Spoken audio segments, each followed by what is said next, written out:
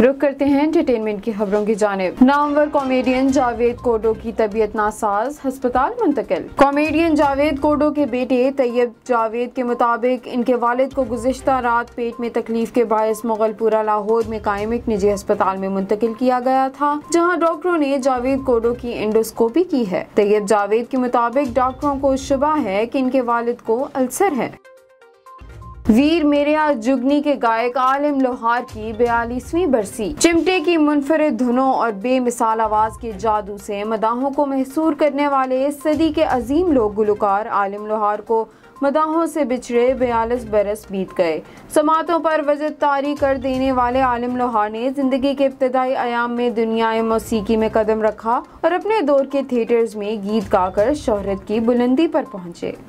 TikTokers के लिए खुशखबरी, वीडियो का दौरानिया बढ़ा दिया गया। टिकटॉक ने अपने मदे मुकाबिल एप्लीकेशनर्स से सबकत लेने के लिए वीडियो का दौरानिया बढ़ा दिया। टिकटॉक ने अब वीडियो का दौरानिया 3 मिनट कर दिया है, जो पहले से 3 गुना ज्यादा है।